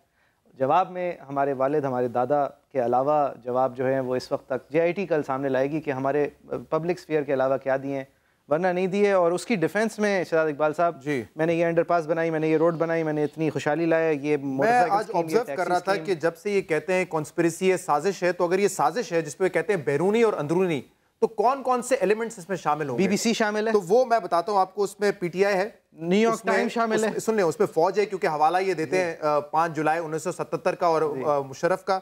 उसमें ISI शामिल है, उसमें सुप्रीम कोर्ट शामिल है क्योंकि ये JIT तश्कील दी है, और ये केस पनामा का सुन रही है सुप्रीम कोर्ट। और इन सबको मवाद देने के अंदर, इस साजिश के अंदर न्यूयॉर्क टाइम्स शामिल है, जी जी वो भी है, मोज़ैक फिनेस्का शामिल है जिसने सही सिक्योरिटी प्रोटोकॉल इस्तेमाल की, वो लंदन का आदमी शामिल है जिसने गलती से इनको फ्लैट बेच दिया जो आज उनका है लेकिन 1993 में उनका नहीं था। उसमें ICIJ है, उसमें FIA भी है क्योंकि FIA ने भी ये कह दिया है कि SCCP ने टेम्परिंग की है। ये FIA ने भी अपनी रिपोर्ट में कह दिया खरीदा है, वो भी तो नहीं शामिल है। ये नहीं, वो नहीं है, उनके खिलाफ साजिश हो रही है, जमहूरियत के खिलाफ और पाकिस्तान के खिलाफ। ये बेसिकली अच्छा, आप शहजाद देखें कि PTI का ये कहना था कि उन्हें कोई एतमाद नहीं है इस निज़ाम में, और उन पे ये इल्ज़ाम लगता था कि भाई आप मानते किसको हैं, और अब PML नून जो है वही चीज़ कर रही है जो PTI कर रही है। देखें, ये मुझे तो जो बिल्कुल जो ऑन द सरफेस रिडल्स हैं, आपके पास पैसे क्यों हैं, हमारा ख़ानदान ज़माने से अमीर है। नवाज शरीफ साहब खुद पार्लियामान में जाके क्या कहते हैं, हमें नेशनलाइजेशन ने बिल्कुल गरीब कर दिया था। आप अपने कहने से आप 70s की नेशनलाइजेशन के बाद से अपना पहला रुपया जोड़ते हैं, आप वहां से लेके आज तक कितना मुश्किल है बता देना कि जब वो कहते हैं 3 नस्लों का जिक्र भी जो है वो खुद इन्होंने ही किया था ना, मियां शरीफ के ऊपर को तैयार है कहने को दिया था। ये खुद लेकर आए कि हमें हुसैन नवाज को उनके अब्बा जान ने कुछ नहीं दिया है, उनके दादा जान ने दिया है। तो जब आप दादा जान तक जाएंगे फिर 3 नस्लों का सवाल तो आप खुद उठाया, आपने खुद उठाया, फिर जवाब तो आपसे मांगा जाएगा। कौन से बिजनेसेस हैं जो बगैर रिस्क के, बगैर मार्केट, वैसे तो हमने 40 दिन से देखा है कि कैंपेन चल रही थी, लेकिन कल इसने जो है फुल स्पीड पकड़ ली है। 4 वुज़रा आपके सीनियर आके प्रेस कॉन्फ्रेंस करते हैं। आज जिस किस्म की तकरीर साद रफीक साहब ने की, उससे वाज़ेह है कि JIT की रिपोर्ट इनके हक में नहीं है। क्यों नहीं है मुझे समझ नहीं आ रहा। अगर आप कहते हैं सारे सबूत आपने दे दिए तो दुनिया की कौन सी ताकत है आपको रोक सकती है? मेरे लिए ज्यादा डिसअपॉइंटिंग बात यह है हैदर वहीद साहब, ये इलेक्टोरल इशू नहीं है। इलेक्टोरेट ने दिखा दिया है कि उनको इस बात से गर्ज नहीं है कि ये पैसा शायद ग्रे हो, लेकिन इस सब कुछ के बावजूद कोई मतलब ख्वाजा आसिफ साहब ने कहा था ना, कोई शर्म होती है, कोई हया होती है। लेकिन बात यही है कि PML नून ये कह रही है ये इलेक्टोरल इशू नहीं है, तुम इलेक्टोरल प्लेटफॉर्म पे हमसे लड़ क्योंकि नहीं सकते, इसलिए साजिश करके हमें टेक्निकल नॉकआउट में निकाल दो। मैं उसकी बात नहीं कर रहा, मैं JIT और सुप्रीम कोर्ट की मैं सिर्फ 2 पिलर्स हैं जी, मैं सिर्फ एक्यूमुलेशन ऑफ वेल्थ अकाउंटेबिलिटी और दूसरा है इलेक्शन। इलेक्शन आप जीत जाते हैं लेकिन इसका मतलब ये नहीं है कि आप अकाउंटेबिलिटी से बाहर नहीं। पॉपुलर अकाउंटेबिलिटी है, पॉपुलर अकाउंटेबिलिटी में ये कामयाब होंगे अगर ये इलेक्टोरेट से। आपकी बात सही है, लेकिन PML नून इसीलिए तो अवाम का रुख कब कर रही है, इसीलिए कह रही है कि ये फैसला अवाम के खिलाफ होगा। लेकिन कम से कम कोई ग्रेस होती है, वो भी कहा था ना ख्वाजा आसिफ साहब ने, कोई ग्रेस होती है, शर्म होती है, कोई बात होती है। आप कोई जस्टिफाई तो करें, खुद कहा था करेंगे, वो मुझे याद नहीं, वो प्रिंस अगर मैं कमेंट करूं कि जो एतराजात के गोल पोस्ट है ना वो PMLN चेंज करती रही। पहले कहते हैं कि तस्वीर क्यों लीक की, फिर कहते हैं वीडियो रिकॉर्डिंग को रोको, कल कहते हैं वीडियो रिकॉर्डिंग को रिलीज करो, और अब सारा कुछ आया कतरी शहजादे पे कि उसकी आपने जो है उससे बयान नहीं लिया, जो कि एक मजाक का और दो इन्होंने मिसाल दी है, मार्क सीगल की और परवेज मुशर्रफ की। परवेज मुशर्रफ का बयान JIT लेने इसलिए गई थी फार्म हाउस पे क्योंकि उसको सब जेल डिक्लेयर किया था। क्या कतरी शहजादे के महल को सब जेल डिक्लेयर कर दें और फिर JIT वहां जाए? मार्क सीगल ने पाकिस्तान एम्बेसी आके बयान दिया था, मार्क सीगल ने घर बैठ के नहीं दिया था बयान। Still who is this?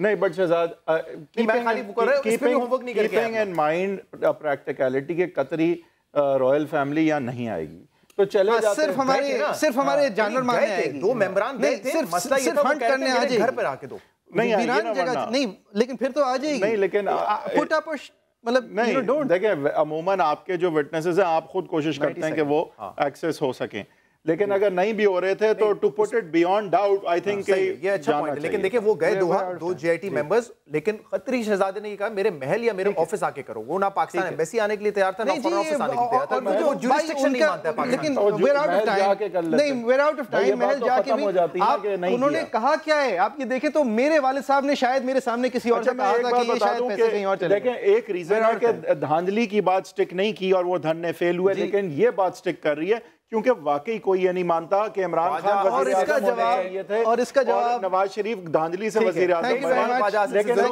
इसका जवाब ये नहीं है कि ख्वाजा आसिफ साहब कहते थे आवाम भूल जाएगी, एक साल पहले इन्होंने कहा था ये। ठीक है, और इसका जवाब ये नहीं है कि ये बड़ा मजहबी परहेजगार घराना है, that is separate, you have to answer for your money. एक अकाउंटिंग ट्रेल दे दें, ये पूरी कॉन्वर्सेशन पूरी शायद गायब हो जाएगी। Thank you very much for watching. Through them out, इसमें द कोर्ट्स हैव एंटरटेन्ड। आप कवरेज देखने का बहुत बहुत शुक्रिया। ये नंबर्स जो हैं ये फाइनलाइज होते रहेंगे, हम इसके ऊपर कल भी फिर ये जेआईटी के हवाले से कम कमेंट्री हमारी जारी रहेगी। Thank you.